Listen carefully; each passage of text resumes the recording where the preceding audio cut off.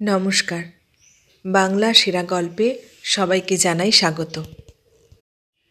শুরু করছি শ্রীমতী পুষ্পলতা দেবীর লেখা একটি বিখ্যাত উপন্যাস বিনিময়। আজ পড়ে শোনাব উপন্যাসটির প্রথম পর্ব। তাহলে শুরু করি। উপন্যাস বিনিময়।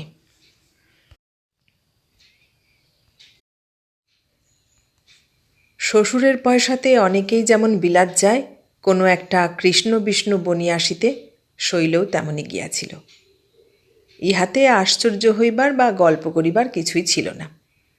তথাপি এই ক্ষুদ্র আখ্যায়িকাটুকু যে জন্মলাভ করিল, তাহার কারণ আইসিএস পরীক্ষায় অকৃতকার্য হইবার পর ব্যারিস্টারি পরীক্ষার একটা বৎসর বাকি থাকিতে শৈলর আকস্মিক পত্নী বিয়োগ ঘটিল। দুঃস্বপ্নের মতো এই নিষ্ঠুর সংবাদটা প্রচণ্ড সমুদ্রকে অতিক্রম করিয়া তাহার নিকট তার যোগে ছুটিয়া আসিল। শুনিলা নাই। শৈল বসিয়া পড়িল। আলোকিত কক্ষটা এক নিমেষে যেন তাহার চোখে অন্ধকারে ভরিয়া উঠিল। ভবিষ্যৎ চিন্তা তাহাকে শোক করিবার বা মৃত্যুর জন্য অশ্রু ত্যাগ করিবার অবকাশ দিল না। শৈলর প্রথমেই মনে পড়িল ল্যান্ডলেডির তাগিদার কথা। তাহার কাছে ল্যান্ডলেডির অনেকগুলি টাকা পাওনা। প্ল্যাটফর্মে গাড়ি থামিলে পথ খোলা পাইয়া তৃতীয় শ্রেণীর যাত্রীরা ভিড় করিয়া সকলের আগে নিজেরা উঠিবার জন্য পরস্পরকে যেমন দলিয়া পিষিয়া ফেলিতে ইতস্তত করে না, সেইভাবে অসংখ্য চিন্তা মনের কোণ হইতে ছুটিয়া আসিয়া মুহূর্তে তাহার মস্তিষ্ককে পিষ্ঠ আচ্ছন্ন করিয়া ফেলিল। প্রাতরাশ টেবিলের উপর পড়িয়া রহিল। শৈল আস্তে আস্তে উঠিয়া কৌচের ওপর শুইয়া পড়িল। স্বদেশে বা বিদেশে এমন কোনো আত্মীয় বান্ধব বা পরিচিত কাহাকেও শৈলর মনে পড়িল না, যাহার কাছে দেশে ফিরিয়া যাইবার শুধু পাথেয়টুকুর জন্য সে হাত পাতিতে পারে। কুল নাই, কিনারা নাই, ক্ষিপ্তোন্মত্ত সমুদ্রের জলরাশির মতো ভীতি সঞ্চারক দুর্ভাবনা রাশি শুধু শৈলর চোখের সম্মুখে তাণ্ডব নৃত্য করিতে লাগিল। শ্বশুর ব্রজমোহনের প্রকৃতির সহিত শৈল পরিচিত ছিল না। অষ্টমঙ্গলার পরের দিন সে ইংল্যান্ডে চলিয়া আসিয়াছে। অন্তরে স্নেহের বাঁধন, ভালোবাসার দাবি সেখানে জন্মিবার অবকাশ ঘটে নাই। আজ তাহার কন্যা জীবিত নাই। জামাতার প্রতি স্বার্থ শেষ হইয়া গিয়াছে। অকারণ কেনই বা তিনি পরের জন্য আর টাকা ব্যয় করিবেন? শৈল এইটাকেই নিশ্চিত করিয়া নিজের নির্বুদ্ধিতার জন্য নিজেকে ধিক্কার দিল। বিশ্ববিদ্যালয়ের সার্টিফিকেটগুলি তাহার ভালোই ছিল। তাহারই জোরে স্বদেশে অনায়াসে সে কোনো একটা কলেজের অধ্যাপক হইতে পারিত। কয়েক বৎসর ধরিয়া হাতে কিছু মোটা রকম জমাইয়া ইংল্যান্ডে আইন অধ্যয়ন করিতে আসিলে আজিকার মতো এমন অসহায় বিপন্ন অবস্থা কি উদ্ভব হইতে পারিত? শৈলর চোখে জল আসিল। এই বুদ্ধিকেই সে সম্বল করিয়া কল্পনায় ভবিষ্যতের মর্মরসৌধ নির্মাণ করিতে চাহিয়াছিল। সময় কাহারও মুখ চাহিয়া এক পল দাঁড়াইয়া থাকে না, শৈলর জন্যও রহিল না। দুশ্চিন্তা দুর্ভাবনার মধ্য দিয়া মাসটা প্রায় কাটিয়া গেল। ভারতের মেল আসিল। শৈল শ্বশুরের নিকট হইতে পত্র পাইল। ব্রজমোহন কন্যার জন্য কোনো শোক প্রকাশও করেন নাই। জামাতাকে কোনো সান্ত্বনার বাণীও লেখেন নাই। শুধু লিখিয়াছেন, শৈল যেভাবে টাকা পাইতেছিল সেইভাবেই টাকা পাইবে, সে যেন মন দিয়া অধ্যয়ন করে। পত্রখানা শেষ হইবার সঙ্গে সঙ্গে শৈলর মুখ দিয়া একটা সুদীর্ঘ নিঃশ্বাস বাহির হইয়া পড়িল। প্রচণ্ড দুঃখে নহে, গভীর আরামে। দুর্ভাবনার গুরুভারটা কাঁধের উপর হইতে নামিয়া গেল বলিয়া। শ্বশুরের এই মহানুভবতা স্মরণ করিয়া ব্রজমোহনের চরণে পরম শ্রদ্ধায় তাহার সারা চিত্ত আছাড় খাইয়া পড়িল। 1 বৎসরের কিছু বেশি কাটিয়া গিয়াছে। শৈল mister S N. Roy bar at law হইয়া স্বদেশে প্রত্যাবর্তন করিল। ব্রজমোহন নিজে গিয়া হাওড়া স্টেশনে তাহাকে অভ্যর্থনা করিলেন। অনেকগুলি বৎসর পরে শ্বশুর জামাতাতে সাক্ষাৎ হইল। ব্রজমোহন স্নেহ সম্ভাষণ করিলেন, কিন্তু আনন্দ প্রকাশ করিতে পারিলেন না। শৈলর কেমন বাধো বাধো ঠেকিতেছিল। শৈশবে শৈলর পিতৃবিয়োগ ঘটিয়াছিল।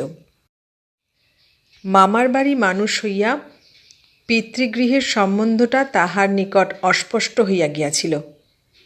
বিবাহ হইবার কয়েক বৎসর পূর্বে তাহার মাও স্বামী শোকের হাত হইতে মুক্তি লইয়া স্বর্গে স্বামীর সহিত মিলিত হইয়াছিলেন। তাই মাতুলালয়ের বাঁধনটা শৈলর শিথিল। তথাপি মামাতো ভাইয়েরা নৈহাটি হইতে তাহাকে লইতে আসিয়াছিল। শৈলকে দেখিয়া তাহারা যথেষ্ট আনন্দ প্রকাশ করিল।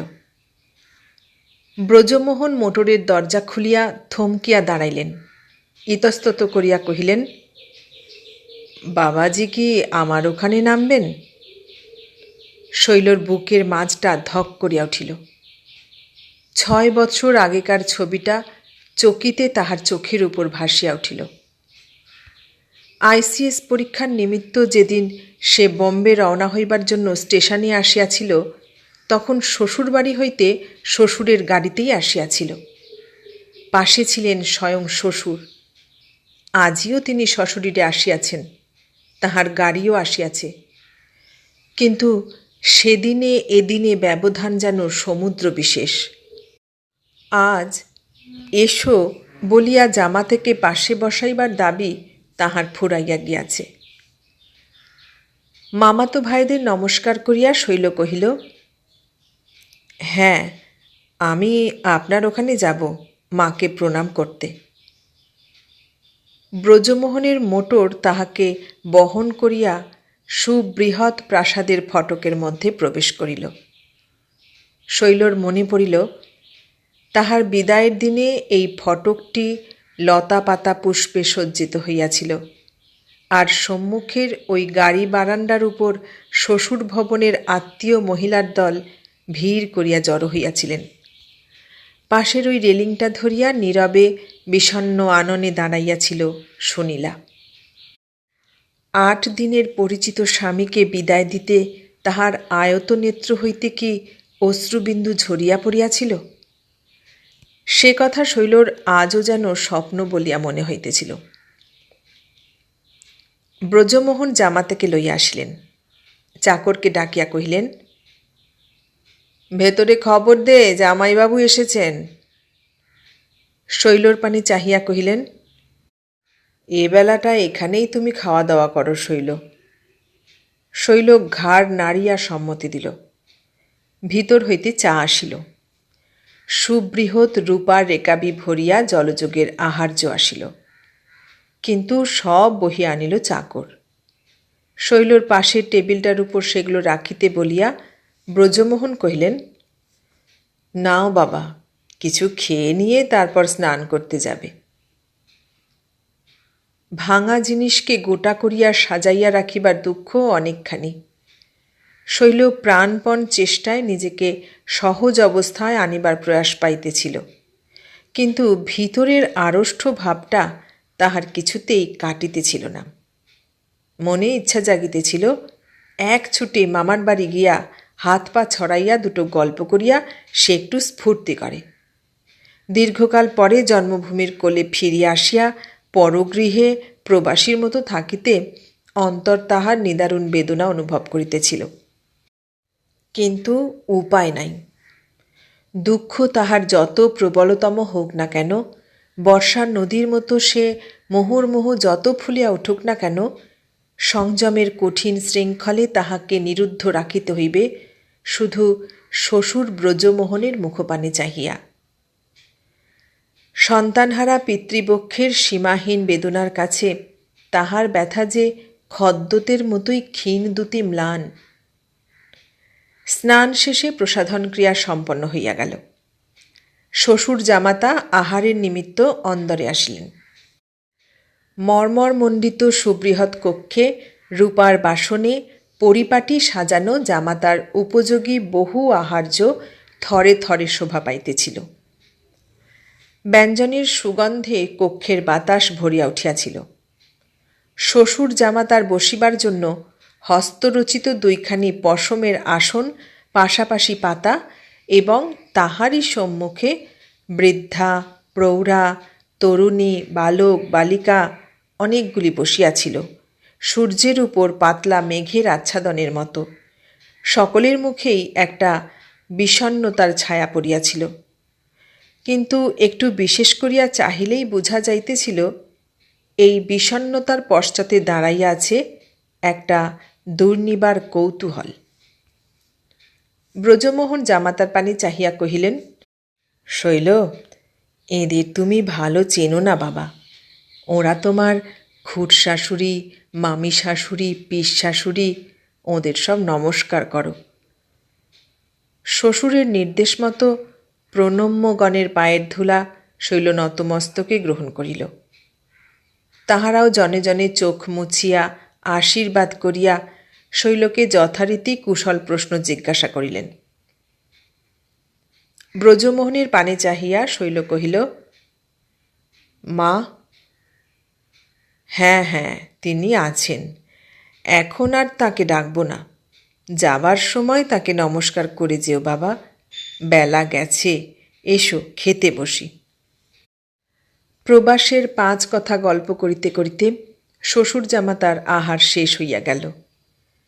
বসিবার ঘরে গুড়গুড়ির নলটা মুখে দিয়া ব্রজমোহন কহিলেন, শৈল, কোথায় প্র্যাকটিস করবে?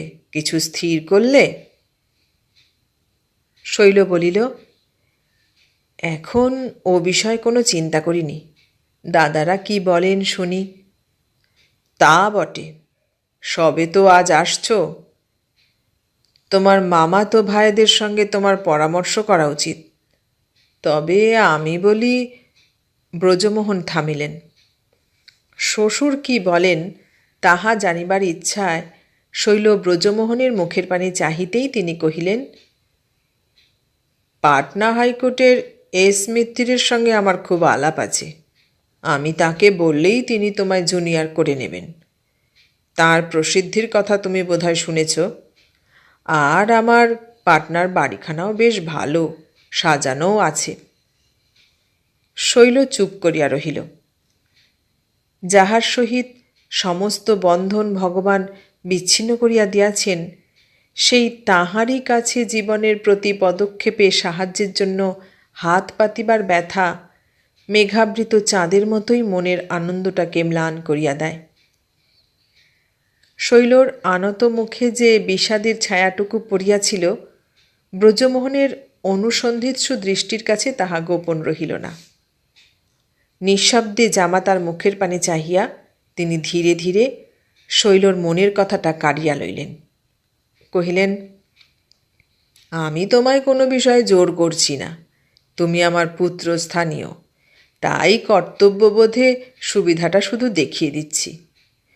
মিস্টার মিত্তিরের সাহায্য পেলে কর্মজীবনের উন্নতিটা তোমার দ্রুত গতিতেই হবে। শৈল আস্তে আস্তে কহিল, কিন্তু আমায় একটু ভাবতে হবে। নিশ্চয় নিশ্চয়, খপ করে কোনো কাজ করা ঠিক নয়। ভালো, তোমার শাশুড়ির সঙ্গে এইবার দেখা করতে চলো। শৈল শাশুড়িকে প্রণাম করিয়া দাঁড়াইতেই তিনি কহিলেন, তুমি কে গা বাছা?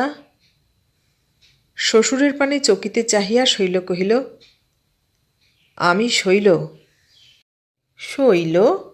শৈল আবার কে? ল্যাভেন্ডারের বড় ছেলে?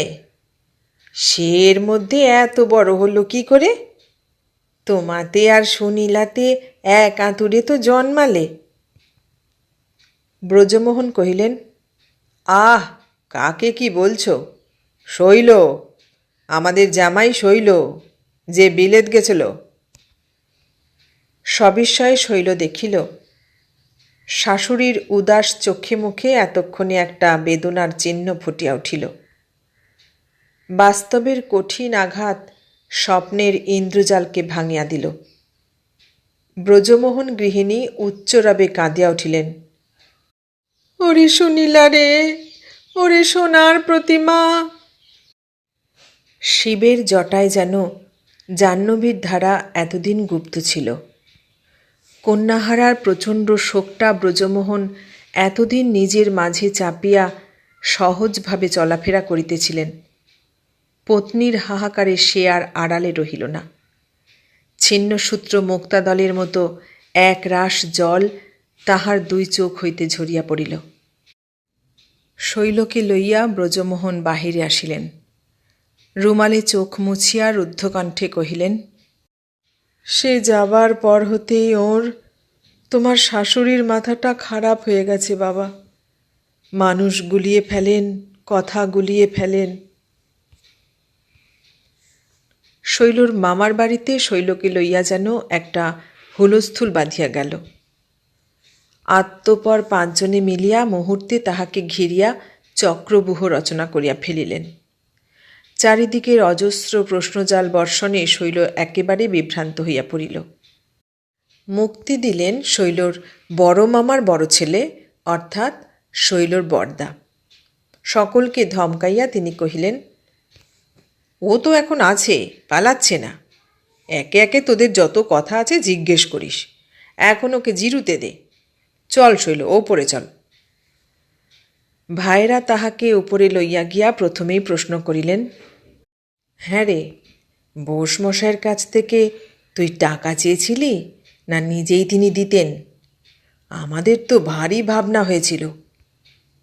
শৈল হাসিয়া কহিল, তা আমি জানতে পেরেছিলুম যখন চিঠির উত্তর পেলুম না। বরদা কহিলেন, কি উত্তর দেব বল? মনে বুঝলুম টাকা দেওয়া উচিত, বিদেশে বিভুঁইয়ে, কিন্তু দিই কোথা থেকে? যা রোজগার করি পেট চলে কোনো মতে। তা বোসমশাইকে কি লিখলি? কিছু না, উনি নিজে হতেই লিখে পাঠালেন, কোনো কিছু ভেবো না, যেমন পাচ্ছিলে তেমনই পাবে। ভাইরা একসঙ্গে মুখ ফাঁক করিয়া শব্দ করিয়া উঠিলেন। বরদা কহিলেন, বলিস কি?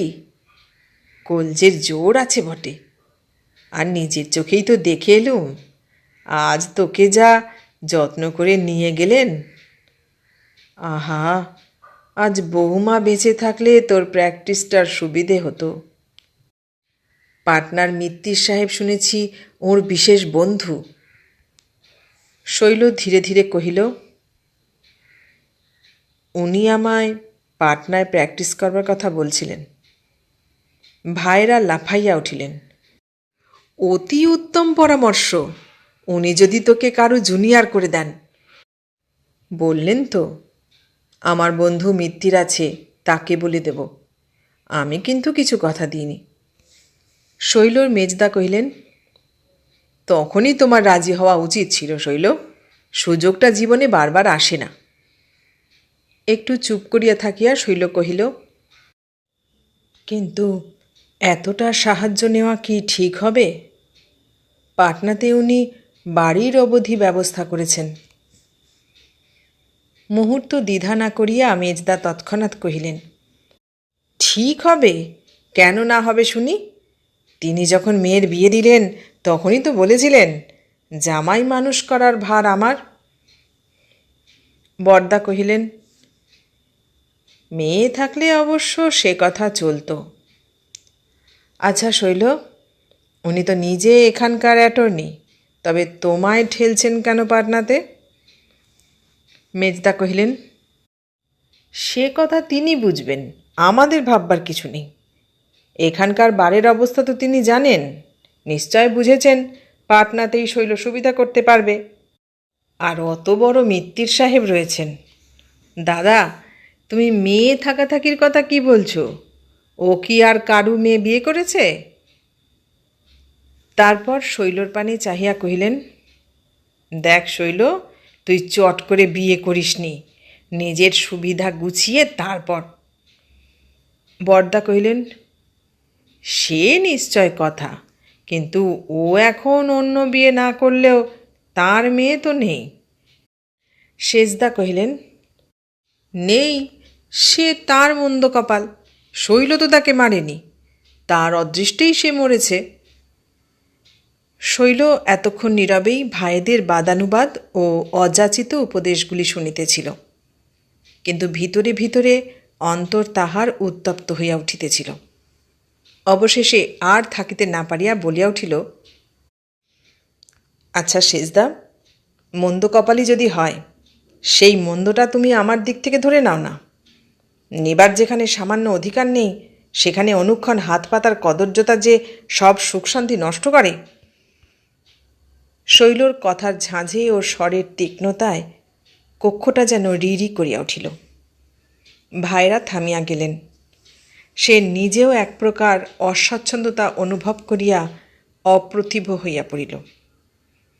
জোর করিয়া একটু হাসিয়া পূর্ব আলোচনাটাকে টানিয়া আনিয়া শৈল কহিল, কিন্তু আমি আমার শ্বশুরমশাইকে বলে দিয়ে এসেছি যে দাদাদের পরামর্শ ছাড়া আমি চলতে পারি না।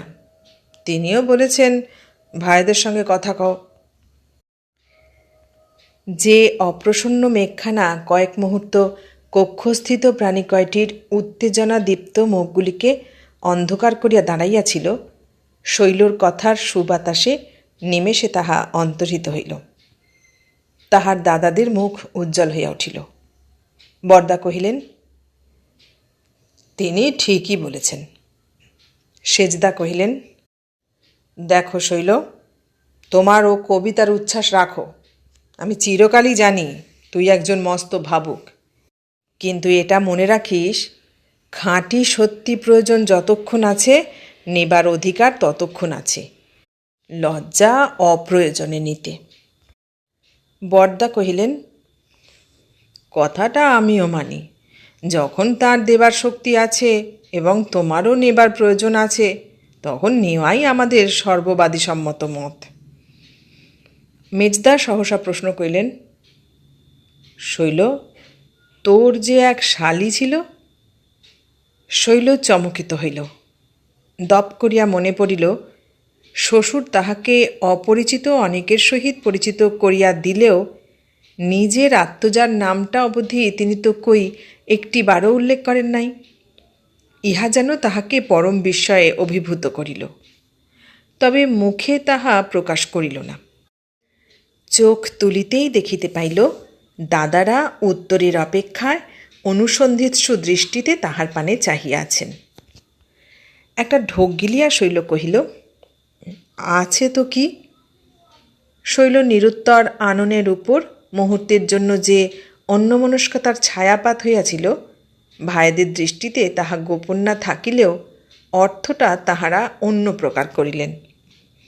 মেজদা কহিলেন, না, জিজ্ঞেস করছি, কত বড়টি সে হয়েছে, দেখতে শুনতে কেমন? বোসমশায়ের তো ওই আরেকটি মেয়ে। গম্ভীর মুখে শৈল উত্তর দিল, না, তাকে দেখিনি। বিস্মিত কণ্ঠে সেজদা কহিলেন, সে কি রে, সে যে তোর নিজের শালী।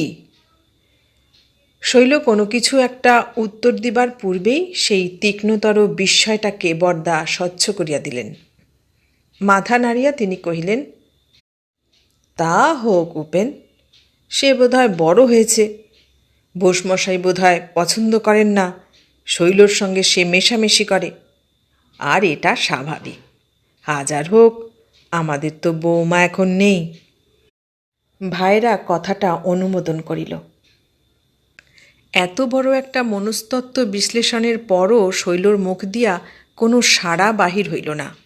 পূর্বের মতোই সে নীরব রহিল, এবং তাহার মুখের উপর হইতে সে বিস্ময়ের ছায়াটা তিরোহিত হইলেও কথায় বার্তায় পূর্বেকার উৎসাহ ফিরিয়া আসিল না।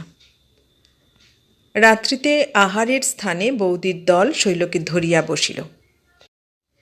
তোমার পাটনার বাড়িতে আমরা বেড়াতে যাব ঠাকুরপো। দুই চোখ কপালে তুলিয়া শৈল কহিল, আমার বাড়ি? না, তোমার বাড়ি নয় তো কি? তুমি যেখানেই বাস করবে সেটাই তোমার বাড়ি।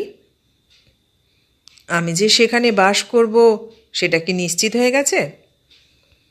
বৌদিরা কহিলেন, নিশ্চিত স্থির নয় তো কি? তুমি বিলেতে থাকতে সুনীলা এখানে যে কবার এসেছিল সেই কবারই সে গল্প করেছে। বাবা তার জন্যে পাটনায় বাড়ি কিনেছেন, তুমি এলে সেখানে থাকবে। আহা, বেচারা কত সুখের কল্পনাই আঁকত। শৈল আর কোনো উত্তর দিতে পারিল না। কিশোরী বুকের অপূর্ণ আশা লইয়া যাহাকে পৃথিবী ছাড়িয়া চলিয়া যাইতে হইয়াছে, সেই স্বল্প পরিচিত কিশোরী বধূর মুখখানি চোখের উপর ভাসিয়া উঠিল। বিবেক ন্যায় ধর্মের যত কথাই মনের মাঝে জড়ো করিয়া রাখুক, অভাবের প্রেরণা মানুষের ঘাড় ধরিয়া তাহাকে নির্ধারিত কর্মপথে পরিচালিত করে। প্রায় 2 বৎসর হইল শৈল পাটনায় আসিয়াছে। Mister S N. রায় সাহেব বা রয় নামে সে এখন সকলের নিকট পরিচিত। তাহাকে জুনিয়র না দিলে মিত্র সাহেবের মতো কর্মব্যস্ত ব্যারিস্টার কাহারও ব্রিফ লইয়া মামলা সুবিধা মতো পরিচালিত করিতে পারেন না। কাজেই শৈলর হাতে এখন অর্থের সচ্ছলতা ঘটিয়াছে এবং বৌদিদির দল অনাহতভাবে আসিয়া 2 তাহার বাড়িতে হানা দিয়া গিয়াছেন। দাদারাও শৈলর ব্যয়ে মাঝে মাঝে আসিয়া নিজেদের স্বাস্থ্যের উন্নতি করিয়া শৈলর আনন্দবর্ধন করিয়াছেন। আসেন নাই শুধু শ্বশুর ব্রজমোহন। ভগ্ন স্বাস্থ্যের উপযোগী জলবায়ু খুঁজিতে তিনি পশ্চিমের অনেক দেশ ভ্রমণ করিয়া থাকেন, কিন্তু পাটনার জলবায়ুর উপকারিতা জানা সত্ত্বেও সেখানে তিনি পদার্পণ করেন নাই। জামাতার সাদর নিমন্ত্রণ তিনি নানা অজুহাতে এড়াইয়া যাইতেন। সেদিন শ্বশুরের পত্রে শৈল জানিতে পারিল তিনি সপরিবারে কাশীতে অবস্থান করিতেছেন এবং কিছুদিন তথায় থাকিবেন। উত্তরে শৈল নিজের কুশল দিয়া অনেকখানি পীড়াপিড়ি করিয়া পত্রে অনুরোধ করিল তিনি ফিরিবার মুখে একবার যেন পাটনা হইয়া যান।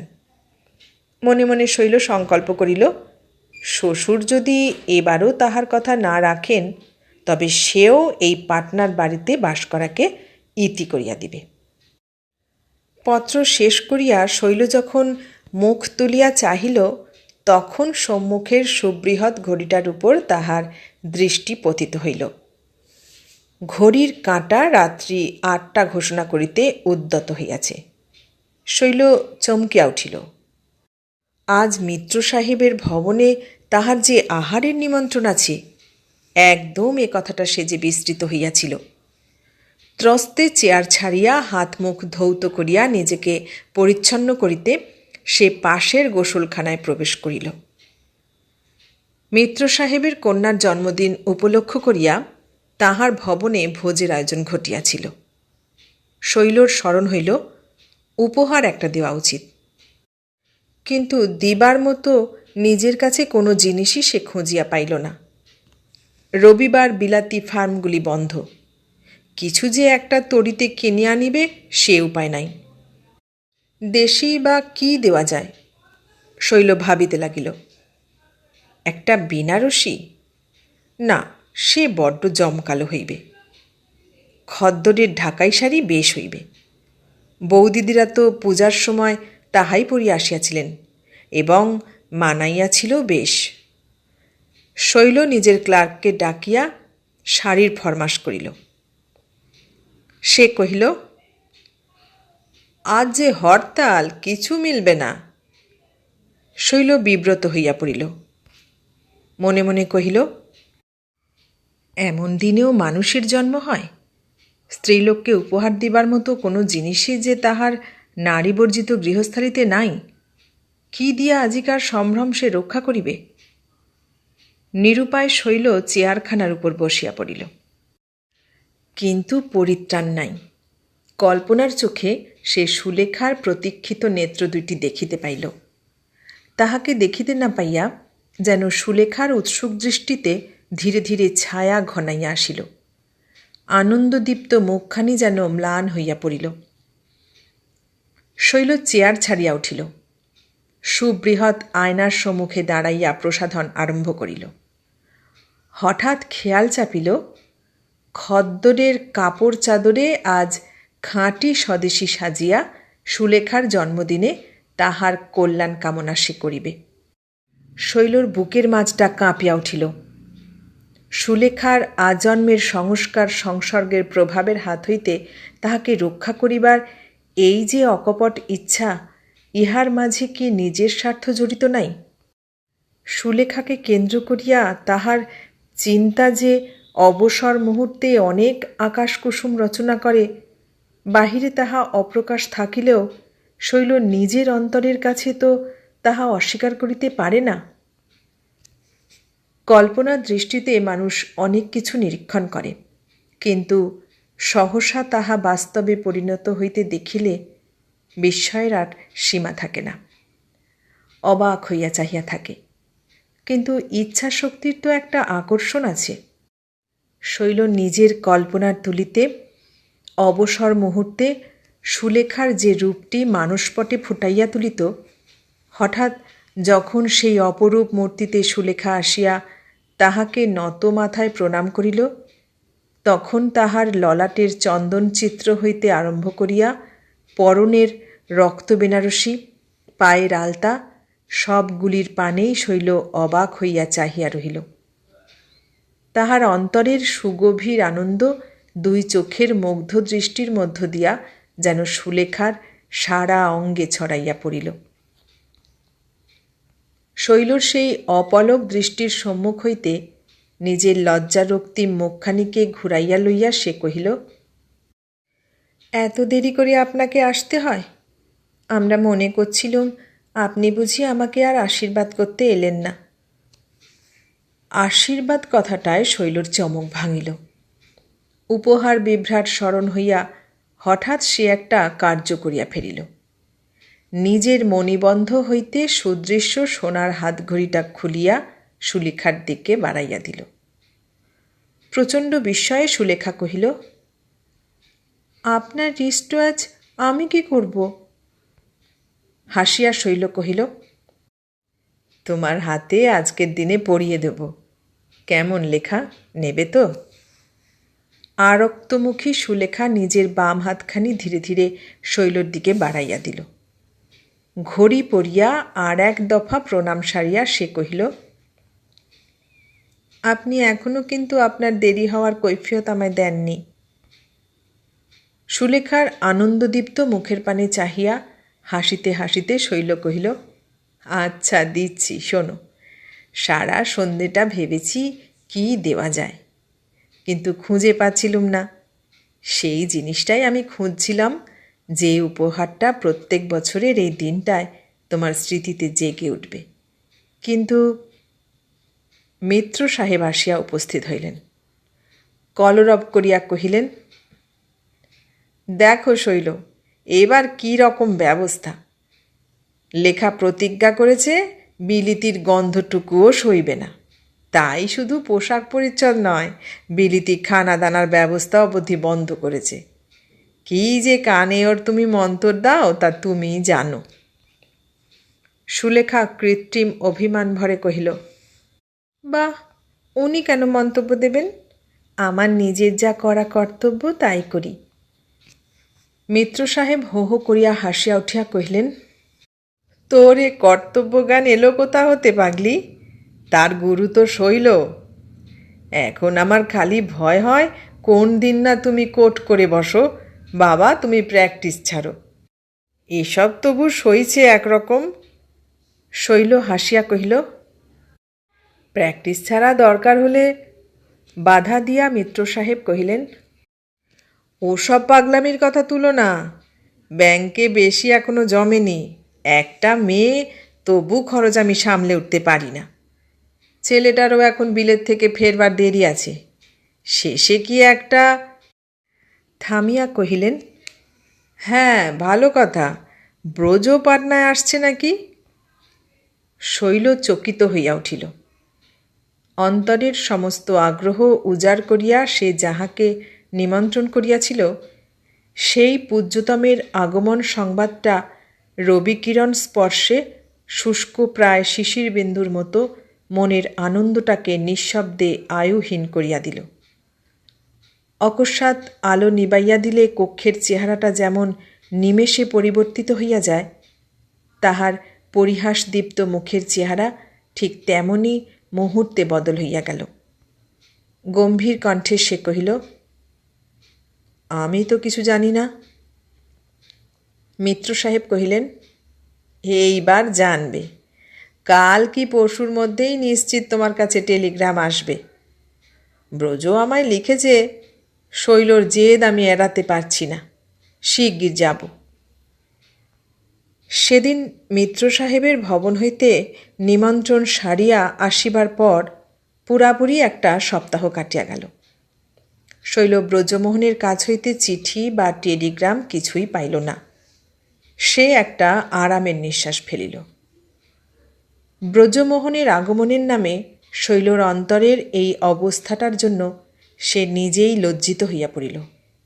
এটা যে শুধু অনুচিত নহে, ঘোর অন্যায়, তাহা সে বুঝিতে পারিল।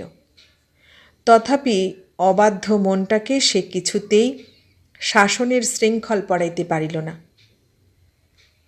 চিত্ত যে কেন সহসা ব্রজমোহনের সঙ্গগ্রহণে এতখানি বিমুখ, তাহাও সে বুঝিয়া উঠিতে পারিল না। শ্বশুরের সম্মুখে দাঁড়াইতে হইলে একটা অব্যক্ত বেদনা তাহাকে আঘাত করিবে, একটা ভয়ানক কুণ্ঠা সুতীক্ষ্ণ অস্ত্রের খোঁচার মতো তাহাকে অনুক্ষণ বিদ্ধ করিবে। এমনই একটা বিচিত্র কল্পনা বুকের মাঝে অকারণ একটা ভয়কে ডাকিয়া আনিতে লাগিল। সেদিন সন্ধ্যায় শৈল আরাম চেয়ারটার উপর শুইয়াছিল। বর্ষার মেঘমুক্ত আকাশে শরতের সোনালি আলো আসিয়া পড়ার মতো একটা প্রসন্নতা তাহার সমস্ত অন্তরটাকে ভরিয়া তুলিয়াছিল। মৃদু বাতাসে কাঁপা শতদলের মতো চিত্তটা তাহার পুলক দোলায় দুলিতেছিল। সম্মুখের খোলা আকাশটার পানে চাহিয়া শৈল সুলেখার কথা ভাবিতেছিল। সুলেখার পিতার কাছে সে সুলেখার পানি প্রার্থনা জানাইয়াছে। মিত্র সাহেবও সানন্দে সম্মতি দিয়াছেন। স্থির হইয়াছে বৈশাখের প্রথমেই বিবাহটা ঘটিবে। সম্মুখে ফাল্গুন মাস, কিন্তু এ মাসে বিবাহ শৈলের বিশেষ আপত্তি, কারণ প্রথম বিবাহ তাহার ফাল্গুন মাসেই ঘটিয়াছিল। সুলেখাকে জীবনসঙ্গিনী করিয়া ভবিষ্যৎ জীবনটা তাহার কিরূপ সার্থকতায় ভরিয়া উঠিবে, কল্পনার রঙিন তুলিতে মানুষপটে সেই চিত্র আঁকিতে চিত্ত তাহার আনন্দে ভরিয়া উঠিতেছিল। কিরিং কিরিং করিয়া সাইকেলের ঘণ্টা বাজিয়া উঠিল। সঙ্গে সঙ্গে টেলিগ্রাফ পিয়নের ভাঙা কণ্ঠস্বরে সজোরে আওয়াজ শোনা গেল, জরুরি তার। কয়েক মুহূর্তের মধ্যে রূপালী ট্রেতে করিয়া নেপালি বয় একখানি লেফাপা আনিয়া শৈলর সম্মুখে ধরিল। যন্ত্রচালিতের মতো একটা সই দিয়া টেলিগ্রাফখানি খুলিয়া শৈল নিঃশব্দে লেখা কয়টার পানে চাহিয়া রহিল। লেখা ছিল, আজ সন্ধ্যায় আমি একা রওনা হইলাম, ব্রজমোহন। শৈলর মাথাটা ভারী হইয়া সর্বাঙ্গ ঝিমঝিম করিতে লাগিল। দেহটা ঘামে ভিজিয়া উঠিল। যাহার অর্থে ও যত্নে শৈল আজ 10 জনের একজন বলিয়া পরিচিত হইয়াছে, যাহার কাছে নিজেকে সারা জীবন ঋণী জ্ঞান করিয়া অন্তর তাহার কুণ্ঠিত হইয়া পড়ে, এবং যে পূজ্যতম শহীদের নামে সমস্ত মন প্রাণ তাহার গভীর শ্রদ্ধায় ভরিয়া ওঠে, সেই পরম উপকারক পিতৃপ্রতিম শৈলর একান্ত জেদের নিমন্ত্রণ এড়াইতে না পারিয়াই তাহার কাছে আসিতেছেন জানিয়াও এই জ্যোৎস্না ভরা ফাল্গুন সন্ধ্যাটার মাঝে ক্ষণপূর্বে সে নিজের অন্তরে অন্তরে যে আনন্দটুকু উপভোগ করিতেছিল, নিমেষে তাহা অন্তর্হিত হইয়া শীতের কুয়াশা ভরা দিনটার মতো সমস্ত চিত্ত একটা অস্বস্তিতে ভরিয়া উঠিল। অর্ধেকটা রাত অবধি সম্ভব অসম্ভব অনেক রকম চিন্তার মধ্যে কাটাইয়া শেষের দিকে সে ঘুমাইয়া পড়িল। ঘুম যখন ভাঙিল, চোখ মেলিয়া সে চাহিয়া দেখিল ঘড়ির কাঁটায় 8টা। শৈল ধর্মর করিয়া বিছানার উপর উঠিয়া বসিল এবং ঘণ্টা বাজাইয়া ভৃত্যকে ডাকিয়া মোটরবাবুকে গাড়ি বাহির করিবার আদেশ দিল। হাত মুখ ধোয়া হইতে আরম্ভ করিয়া তরিত হস্তে চা খাওয়া, কাপড় বদল করা, ছোটোখাটো কাজগুলা সম্পন্ন করিয়া শৈল বারান্দায় পা দিতেই সম্মুখের বারান্দায় সুলেখাকে দেখিতে পাইল। কপালে 2 হাত তুলিয়া নমস্কার সারিয়া হাসি মুখে সুলেখা কহিল, বাবা পাঠিয়ে দিলেন। জ্যাঠামশাইকে আনতে আপনি যাবেন? আমাকেও বাবা আপনার সঙ্গে যেতে বলে দিলেন। পাংশু মুখে জড়িত কণ্ঠে শৈল শুধু কহিল, চলো। জামাতার কাছে ব্রজমোহন যে কয়টা দিন কাটাইয়াছিলেন তাহার মাঝে আদর, যত্ন, সম্মান এবং সেবার কোনো ত্রুটি তিনি দেখিতে পান নাই। বরঞ্চ সময়ে সময়ে তাহার আতিশয্যে ব্রজমোহন বিব্রত হইয়া পড়িতেন। তথাপি যে প্রকাণ্ড আশা লইয়া তিনি পাটনায় আসিয়াছিলেন, মনের মাঝে যে কামনাটা সঙ্গোপন রাখিয়া জামাতাকে তিনি পুত্রস্নেহে পোষণ করিতেছিলেন, ব্রজমোহন নিঃসংশয়ে বুঝিয়া ফেলিয়াছিলেন তাহা শেষ হইয়া গেল। জামাতাকে মুখ ফুটিয়া এ বিষয়ে অনুযোগ করিবারও তাহার কিছু ছিল না। তাহার অন্তরের একান্ত বাসনার অতি সামান্য ইঙ্গিত অবধি তিনি কোনোদিন জামাতাকে দেন নাই। হায় রে অদৃষ্ট! এ ইঙ্গিত কি কেহ দিতে পারে? ব্রজমোহন শুধু প্রতীক্ষা করিতেছিলেন মৃত্যুর। সেই চরম আসন্নকালে শৈলর কাঁধে তিনি সকল দায়িত্ব চাপাইয়া নিশ্চিন্তে 2 চোখ চিরতরে মোদিত করিবেন। মানুষ যখন বিশেষ করিয়া কোনো একটা কিছু প্রার্থনা করে, সেই কাম্যই তখন দূরে সরিয়া যায়। ব্রজমোহনের রক্তের চাপ বাড়িত, মাথা ঘুরিত, ডাক্তার চিকিৎসা করিত, বায়ু পরিবর্তন ঘটিত, কিন্তু মৃত্যু মঙ্গলময় রূপে দেখা দিত না। শৈলর পাশে বন্ধুকন্যা সুলেখাকে দেখিয়া ব্রজমোহনের বুকের মাঝে একটা সন্দেহের ছায়াপাত হইয়াছিল। তাহা নিশ্চিত করিয়া দাগ টানিয়া দিলেন মিত্র সাহেব নিজে। সহাস্যে তিনি ব্রজমোহনের গোচরীভূত করিলেন, বৈশাখের প্রথমেই শৈল তাহার জামাতা হইবে। তাহাদের বিবাহিত জীবনটা যাহাতে শান্তিময় হয়, এজন্য বন্ধু সমীপে আশীর্বাদও প্রার্থনা করিলেন। ব্রজমোহন কোনো কথা কহিতে পারিলেন না। নৈরাশ্যের গভীর পীড়ায় অন্তরটা অভিভূত হইয়া পড়িল এবং তাহারই চিহ্ন তাহার চোখে মুখে পরিস্ফুট হইয়া উঠিল। ব্যারিস্টার সাহেব চকিত হইয়া কহিলেন, ব্রজর কি অসুখ করেছে? প্রাণপণ চেষ্টায় আত্মসংযম করিয়া ব্রজমোহন কহিলেন, শরীরটা ভালো যাচ্ছে না, রাত্রেও ভালো ঘুম হয়নি। ইহার পরদিন শৈলকে ডাকিয়া ব্রজমোহন কহিলেন, আমি আজ কলকাতায় যাব। বিস্মিত চোখে শ্বশুরের মুখের পানে চাহিয়া শৈল কহিল, এত শিগগির? এখানকার সিজনটা তো এখন বেশ ভালো। ব্রজমোহন ম্লান হাসিয়া কহিলেন, না বাবা, আমার শরীরটা এখানকার আবহাওয়ার সঙ্গে স্যুট হচ্ছে না, আমায় যেতে হবে। নিজের শরীরের যে অসুস্থটাকে নির্বিকারে ব্রজমোহন জলবায়ুর স্কন্ধে চাপাইয়া দিলেন, শ্বশুরের একান্ত ক্লান্ত মুখ ও নিষ্প্রভ চোখের পানে চাহিয়া জামাতা সেইটাকে অসংশয়ে মানিয়া লইল। তাই থাকিবার অনুরোধ আর তাহার ওষ্ঠে আসিল না, শুধু দুঃখ প্রকাশ করিল। ব্রজমোহনের ধমনীতে রক্তের চাপ হঠাৎ অত্যন্ত বাড়িয়া উঠিল। চিকিৎসকরা ভয় পাইলেন, বিশেষ প্রয়োজন ছাড়া কথা কহিতে নিষেধ করিলেন। উত্তেজনাকর চিন্তারও নিষেধ হইল। ব্রজমোহনের পাংশু মুখের উপর একটি অতি ক্ষীণ হাসির রেখা ফুটিয়া উঠিল।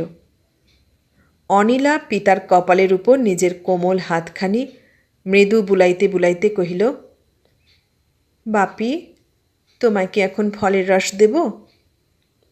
দিবি? তা দে মা। অনু, তোমার মা কি করছেন? ঠাকুর ঘরে পূজা করছেন। একটা নিঃশ্বাস ফেলিয়া ব্রজমোহন কহিলেন, ও বেশ নিশ্চিন্ত আছে। আহ, আমি যদি অমনি পারতুম, তাহলে এত যন্ত্রণা। বাধা দিয়া অনিলা কহিল, বাপি, তুমি বড্ড ছটফট করছ। ডাক্তার ওরকম করতে মানা করেছেন। কন্যার হাতটা সাগ্রহে চাপিয়া ধরিয়া ব্রজমোহন কহিলেন, তা জানি মা, কিন্তু তারা তো আমার মনের জ্বালা জানে না। ব্রজমোহন পাশ ফিরিয়া চোখ মুদিলেন। মুহূর্তে চাহিয়া আবার কহিলেন, উহ, কি ভুলটাই করলুম। জীবনে প্রত্যেক পা ভুল করেই ফেলে এসেছি। আজ বাঁচতে চাইলেই বা বাঁচতে পাবো কেন? আমি যে অনুক্ষণ মরণকে ডেকেছিলুম। অনিলা শিহরিয়া উঠিল। পিতার বুকজোড়া দুঃখটাকে সে মন প্রাণ দিয়া অনুভব করিতে পারিত, কিন্তু সেই মর্মান্তিক দুশ্চিন্তার হাত হইতে মুক্তি পাইবার ইচ্ছায় জনক যে অনুক্ষণ নিজের মৃত্যু কামনা করিতেন, তাহার সংবাদ কেহ জানিত না। 18 বছরের তরুণীর পক্ষে যে এরূপ সংবাদ জানাও কঠিন। কান ও বুদ্ধির মাঝে তখন যে একটা দুর্ভেদ্য প্রাকার দাঁড়াইয়া থাকে, যাহাকে ভেদ করা দুঃসাধ্য। তাই অতীব এই সত্যবাণীটা শুনিয়া তাহার পা হইতে মাথার চুল অবধি যেন বারবার কাঁপিয়া উঠিতে লাগিল। পিতার চিন্তার ধারাটা তাহার অগোচর ছিল না। সে চিন্তা যে দুঃসহ তাহাও সে বুঝিত, কিন্তু সে চিন্তার ধারা এমন চরমে উঠিয়াছে তাহা মুহূর্তের জন্য অনিলার কল্পনায় আসিত না। তাহারা দুইটি বোন একই সঙ্গে বসন্ত রোগে আক্রান্তা হইয়াছিল। দুরন্ত ব্যাধি তাহার দিদিকে মৃত্যুর রাজ্যে টানিয়া লইল এবং নিজের কিঞ্চিত ক্ষুধা উপশম করিয়া ভোজন দক্ষিণা লইল অনিলার দক্ষিণ নেত্র। সে নিষ্ঠুর যে একদিন আসিয়াছিল, এ কথা কোনো দিন যাহাতে কেহ বিস্তৃত না হইতে পারে, তাহারই অমোঘ চিহ্ন সে আঁকিয়া রাখিয়াছিল অনিলার সারা দেহে। একটিকে হারাইয়া এবং অপরটির রূপশ্রীহারা মূর্তির পানে চাহিয়া ব্রজমোহন গৃহিণী কাঁদিয়া কাঁদিয়া মস্তিষ্ক দুর্বল করিয়া বুদ্ধির বিভ্রাট ঘটাইয়া ফেলিলেন এবং যে দয়াময় দেবতা তাহার সংসারের উপর এমন নির্মল অমঙ্গল বর্ষণ করিলেন, তাহারই দয়া উদ্রেকের আরাধনায় ব্রজমোহন গৃহিণী দিনের অধিকাংশ সময় ঠাকুর ঘরে কাটাইয়া দিতেন। ভগ্নশ্রী সংসারটার পানে তিনি আর ফিরিয়া চাহিতেন না। লোকে বলিত, পুজোটা শেষে বাতিকে দাঁড়াইল। ব্রজমোহন নিজে কোনোদিন পূজা জপ করিতেন না, তবে দেবতার অর্চনায় পত্নীকে বাধাও দিতেন না। যদি শোকাহতা নারীর অনর্গল চোখের জলের পূজায় সেই নির্বিকার নির্লিপ্ত সত্য সনাতনের চিত্ত চঞ্চল হয়। পাশ ফিরিয়া ব্রজমোহন ডাকিলেন, অনি, মা। কি বাবা? বলিয়া অনিলা মুখ নত করিতেই তিনি কহিলেন, শৈলকে তুই একখানা চিঠি লেখ মা, আমার মনের সব ইচ্ছা জানিয়ে। অনিলা চমকিয়া উঠিল। জনক যদি কহিতেন, অনি, তুই অমুককে খুন করিয়া আয় মা, তাহা হইলে বোধ করি সে এমন করিয়া ভয় পাইত না। পলকে তাহার মুখখানি ছাইয়ের মতো সাদা হইয়া ওষ্ঠাধর থরথর করিয়া কাঁপিতে লাগিল। সে আতঙ্কপূর্ণ দৃষ্টিতে পিতার মুখের পানে চাহিয়া রহিল। কন্যার শোণিত লেশহীন মুখের পানে, কম্পিত ওষ্ঠাধরের পানে চাহিয়া ব্রজমোহন একটা সুদীর্ঘ নিঃশ্বাস ফেলিলেন। তাহার ক্লান্ত চোখে মুখে একটা বেদনার ছায়া ফুটিয়া উঠিল। তিনি কহিলেন, বুঝতে পারছি মা, এ কাজ তোর পক্ষে কতখানি কঠিন। ব্রজমোহন থামিলেন। ক্ষণিক চিন্তা করিয়া কহিলেন, আমি নিজেও চেষ্টা করেছিলুম তাকে কথা বলবার, কিন্তু প্রত্যেকবারই বেঁধে গেছে। মনে হয়েছে তার চোখে আমি কসাইয়ের চেয়েও নিষ্ঠুর হয়ে ফুটে উঠব। অনিলা আস্তে আস্তে কহিল, এত দুঃখ ভোগ করবার দরকার কি বাবা? বিয়ে কি প্রত্যেক মেয়েকেই করতেই হবে? যার রূপ আছে, সুবিধা আছে, সে করুক, কিন্তু যার তা নেই, এত দুঃখ করে তা পাবার প্রয়োজন কি? বিদ্যুৎ বিকাশ যেমন চকিতে অন্ধকারে অদৃশ্য অনেক বস্তুকে এক নিমেষের জন্য টানিয়া বাহির করে, তেমনি অনিলার জীবনের একটা সংকল্প মুহূর্তের জন্য ব্রজমোহনের চোখে উদ্ভাসিয়া উঠিল। পরক্ষণেই তাহার সারা মুখ নিবিড় অন্ধকারে ভরিয়া উঠিল। আস্তে আস্তে তিনি কহিলেন, সারা জীবনটা ধরে তোর বিয়ে দেবার কথাটাই ভাবছি।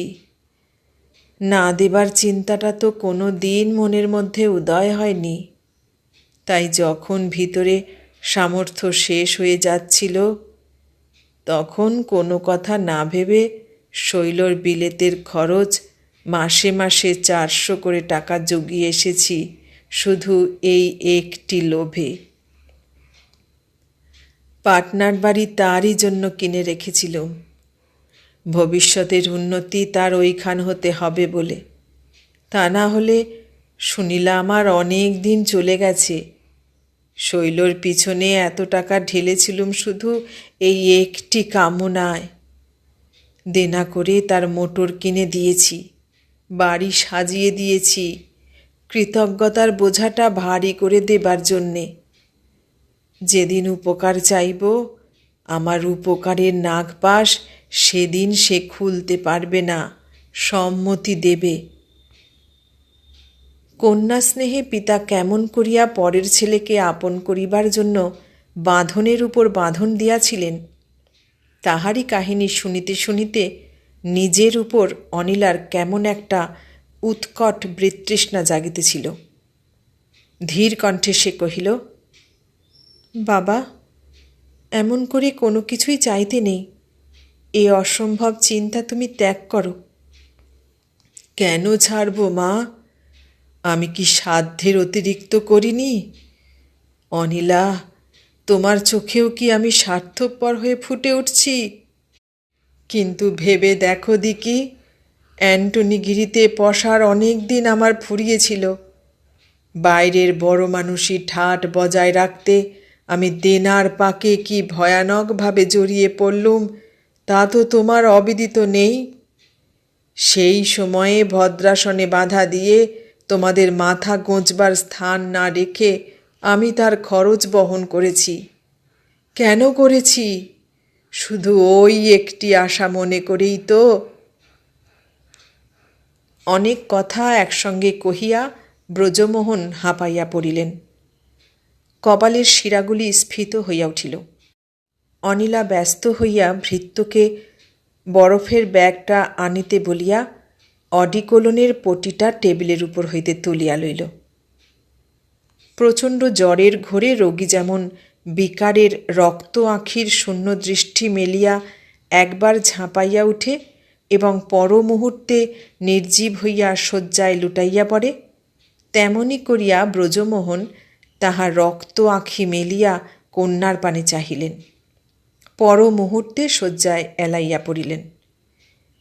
পিতার রক্তনেত্রের পানে চাহিয়া অনিলা শিহরিয়া উঠিল। ভীত কণ্ঠে কহিল, আমি ডাক্তারকে ফোন করছি। কেন? আমার তো কোনো অসুখ করেনি। ম্লান দীপ্তিহীন অপরাহ্নের আলোর মতো একটা ক্লান্ত হাসি ব্রজমোহনের ওষ্ঠপ্রান্ত দিয়া গড়াইয়া পড়িল। উহ, অনিলা, বড্ড গরম। অনিলা ত্রস্তে উঠিয়া ফ্যানের রেগুলেটর পূর্ণ বেগ করিয়া দিল। রক্তের চাপ এখন কতখানি তাহা জানিবার জন্য সে উৎকণ্ঠিত হইয়া উঠিল। ভৃত্য আসিয়া বরফের থলিটা অনিলার হাতে দিল। অনিলা তাহাকে কহিল, শিগগির ডাক্তার সাহেবকে ফোন করতে বলো, আর অবনীবাবুকে ডেকে দাও। শ্রীমতী পুষ্পলতা দেবীর লেখা বিনিময় উপন্যাসটির প্রথম পর্ব এখানে শেষ হলো। পরের পর্ব নিয়ে খুব শিগগির হাজির হব। ততক্ষণ সবাই ভালো থাকবেন। গল্পটা কেমন লাগছে? ভালো লাগলে লাইক, কমেন্ট, শেয়ার করবেন। আর নতুন বন্ধু হলে সাবস্ক্রাইব করার অনুরোধ রইল। সবাইকে অনেক ধন্যবাদ জানিয়ে আজ এখানেই শেষ করলাম।